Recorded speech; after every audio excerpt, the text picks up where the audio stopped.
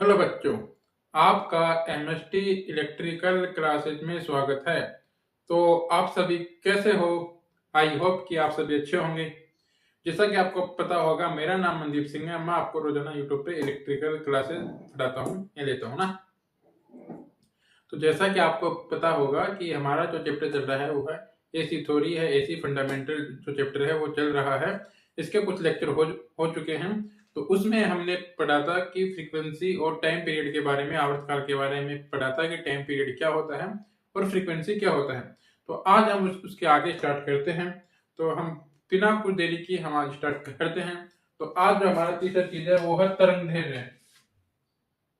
हमने क्या पढ़ लिया? आवर्तकाल पढ़ लिया, आवर्ती पढ़ ली। अब हमारा जो तीसरा टॉपिक है, तीसरा क्या है? तरंगदैर्ध्य।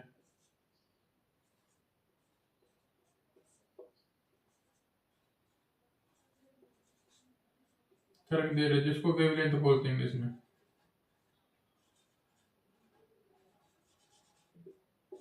वेवलेंथ ना, वेवलेंथ क्या होती है कि जो अपनी जो वेव होती है,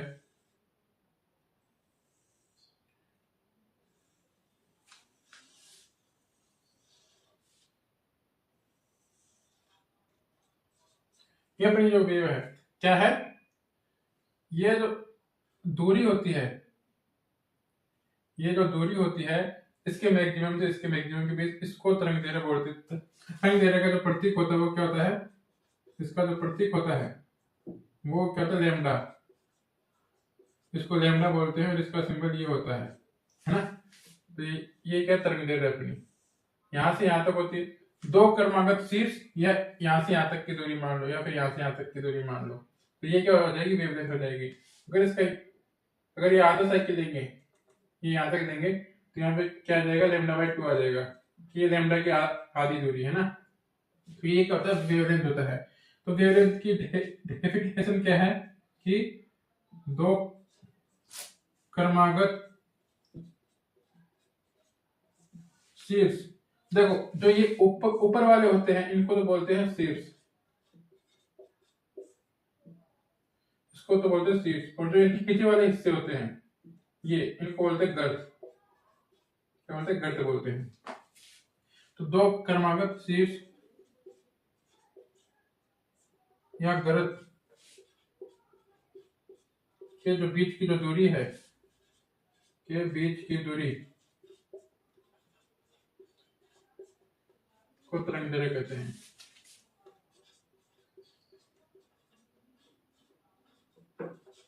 तरंगदैर्ध्य कहते हैं। तो मैंने क्या बोला है कि दो क्रमागत शीर्ष या गर्त के जो बीच की दूरी है वो तरंगदैर्ध्य होती है। प्रतीक इसका लैम्डा होता है। इसका जो मात्रक होता है, मात्रक इसका एंगस्ट्रॉन होता है। क्या होता है? एंगस्ट्रॉन।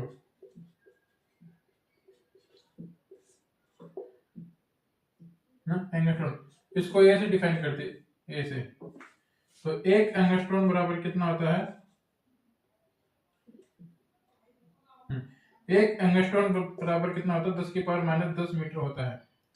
एक एंगस्ट्रॉन बराबर 10 की पावर 10 मीटर होता है ना, ये होता है। और लैम्डा हो गया। और लैम्डा बराबर क्या होता है? लैम्डा एंटी प्रोपोर्शनल होता है फ्रीक्वेंसी के। लैम्डा फ्रीक्वेंसी के वही क्रमानुपाती होता है। जब इसका साइन हटाएंगे, लैम्डा बराबर सी अपॉन में एफ आ जाएगा। सी अपॉन में एफ आ जाएगा।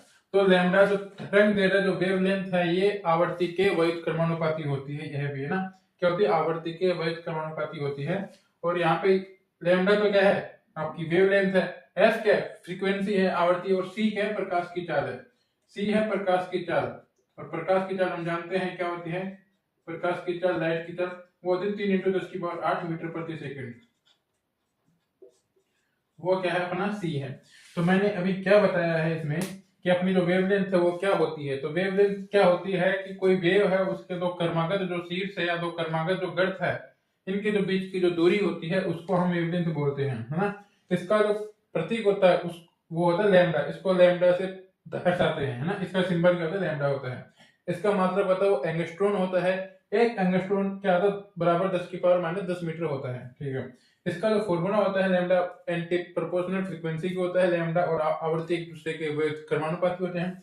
जिसकी फ्रीक्वेंसी ज्यादा होती है उसकी तरंग दैर्घ्य कम होती है, और जिसकी तरंग दैर्घ्य ज्यादा है उसकी आवृत्ति कम होती है ना, ये चीज है। तो लैम्डा और जो फ्रीक्वेंसी है, जो आवृत्ति है, वो क्या होती है, वो क्रमानुपाती होती है। तो लैम्डा बराबर सी अपॉन में एफ, ये फॉर्मूला होता है लैम्डा का, लैम्डा बराबर सी अपॉन में एफ। तो लैम्डा तो क्या है, अपनी वेवलेंथ है, एफ क्या है, आवृत्ति है, सी क्या है, प्रकाश की चाल है, स्पीड है ना। तो वो कितनी होती है, 3 × 10⁸ मीटर प्रति सेकंड, जो कि सबको पता है। तो ये अपना वेवलेंथ पूरा हो गया। इसके बाद कल हमने पढ़ा था टाइम पीरियड पढ़ा था और आवृत्ति पढ़े थे। तो कुछ हम न्यूमेरिकल देखते हैं ना, उसके बाद हम देखेंगे आगे। अगर जैसे कि हम कुछ क्वेश्चन ले कि भाई अगर हमारी फ्रीक्वेंसी जो आवर्तकाल है, जो अपना आवर्तकाल है,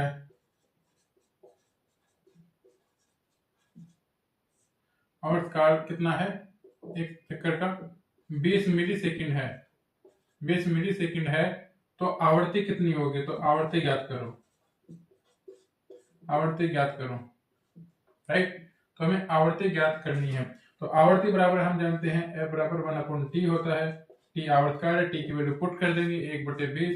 T कितना होता है, 20 क्या है, अपनी जो अपना T है, T कितना 20 मिली सेकेंड है। इसको T को हटाएंगे तो 20 × 10⁻³ आ जाएगा, ये सेकेंड आ जाएगा। तो 20 × 10⁻³ आ गया, 10⁻³ ऊपर जाएगा, ऊपर जाएगा तो ये हो गया 10⁻³ और 10⁻³ कितना होता है, अपना 1000 होता है। तो 1000/20, 0 से 0 गया, 2 से इसको काटोगे तो 50 हर्ट्ज, तो इसकी आवृत्ति आ गई 50 हर्ट्ज। इसका मतलब है कि जो हमारे घर पे जो 50 हर्ट्ज जो फ्रीक्वेंसी आती है, उसको एक चक्कर पूरा करने में 20 मिली सेकेंड का टाइम लगता है, राइट। ऐसे ही हम एक और एग्जांपल लेते हैं कि इस बार हमें दी आवृत्ति, आवृत्ति बोल दी, इस बार हमें आवृत्ति बोल दी कि भाई तुम्हारी आवृत्ति है 2.5 किलो हर्ट्ज है, 2.5 किलो हर्ट्ज है। तो आवर्तकाल ज्ञात करो, आवर्तकाल, तो आवर्तकाल हमें निकालना है, ठीक है। तो हम जानते हैं आवर्तकाल क्या होता है, टी होता है, F बराबर 1/T होता है। ये एक दूसरे की वैल्यू, तो T बराबर 1/F आ जाएगा, F आ जाएगा तो F की वैल्यू पुट कर देंगे 1/2.5, और किलो के लिए कितना आ जाएगा, 10⁻³ आ जाएगा, राइट। तो 2.5 जब इसमें हम भाग देंगे तो ये आ जाएगा 10/25, राइट। 10/25, तो 25 का हम जब भाग देंगे, 10⁻³ नीचे है तो ऊपर जाएगा, 10⁻³ आ जाएगा, -3 आ जाएगा ना।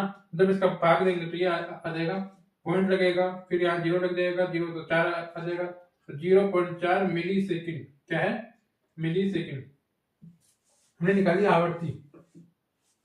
हाँ, तो मिली सेकेंड ये क्या आ गया, 0.4 मिली सेकेंड। अगर किसी चीज की आवृत्ति 2.5 किलो हर्ट्ज है तो उसका जो टाइम होगा वो 0.4 मिली सेकेंड होगा, 0.4 मिली सेकेंड होगा ना। तो इस प्रकार हम ये न्यूमेरिकल है आवृत्ति और आवर्तकाल के हम कर सकते हैं, कोई दिक्कत नहीं है, ठीक है। बाकी हम आगे चलते हैं, अपनी जो इक्वेशन होती है, इक्वेशन होती है, हम पहले वो देख लेते हैं कि इक्वेशन में क्या क्या सीन होता है। हमारे जो एसी सप्लाई है, क्या है, जो एसी सप्लाई है, एसी सप्लाई की जो समीकरण है वो क्या है, सप्लाई का समीकरण क्या होता है, इक्वेशन क्या होती है, राइट। तो समीकरण हम जानते हैं, I बराबर im sign ω/t plus phi होता है। ये हमारी इक्वेशन होती है ना। तो इसमें क्या क्या चीज होती है, जो ये स्टार्टिंग में जो आई लिखा, ये क्या होता है, तात्क्षणिक मान, तात्क्षणिक धारा, ये होती है तात्क्षणिक धारा, होती है हमारी तात्क्षणिक धारा होती है। Im क्या है, Im क्या है, हमारी मैक्सिमम करंट है, क्या मैक्सिमम, अधिकतम, क्या मैक्सिमम धारा। तो वेबसाइट इसमें समझाता हूँ,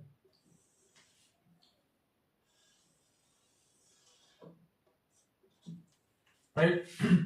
ये जो अपना Im है, ये है मैक्सिमम धारा, कि तुम्हारी मैक्सिमम धारा कितनी है, ये है अपना Im। ये पॉजिटिव में तो प्लस Im और ये नेगेटिव में है तो इसको -Im बोल देंगे कि भाई -Im, नेगेटिव में मैक्सिमम, पॉजिटिव में मैक्सिमम। आई एम क्या है, मैक्सिमम धारा है अपनी। साइन क्या है, इसके बाद आता ओमेगा। ओमेगा क्या है,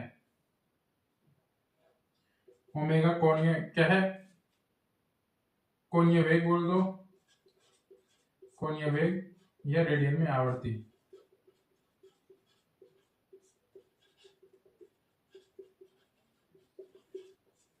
ठीक है। टी अपना जो फाई है, फाई क्या है, फेज अंतर है। फाई क्या है, फेज अंतर है। क्या फेज अंतर, फेज डिफरेंस है। और अपना जो साइन है, साइन है कि किसी भी एंगल पे अगर बोले कि साइन 30 का मान निकालो, किसी ने बोल दे कि ये जो साइन है, साइन मतलब साइन का कोण, जा का कोण, ये क्या है, जा का कोण है, जा कोण है ना, जो भी साइन की तरंग है इसका कोण।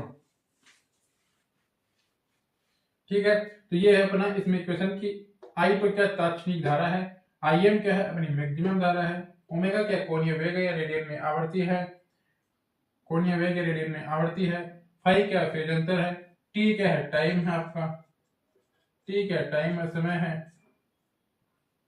ठीक है, तो इस प्रकार से और आपका ओमेगा बराबर 2 पाई एफ होता है, 2 पाई एफ होता है, ओमेगा बराबर 2 पाई एफ होता है। ठीक है, ओमेगा बराबर 2 पाई एफ होता है। ठीक है, तो ये अपनी एसी जो सप्लाई होती है इसकी इक्वेशन ये वाली होती है ना। और ये इक्वेशन आगे काम आएगी, हमारे न्यूमेरिकल में काम आएगी, बाकी और भी जगह हमारी इक्वेशन काम आने वाली है। तो हम इसके आगे चलते हैं, वरना आज के लिए हम इतना ही रखते हैं। कल हम हमारे आरएमएस और एवरेज मान स्टार्ट करेंगे कल, है ना। तो आज के लिए हम इतना ही देखते हैं, और मैं उम्मीद करता हूँ कि आपको आज का जो लेक्चर है ये समझ में आया होगा, है ना। तो अपना ध्यान रखना, take care, have a day, okay, good bye.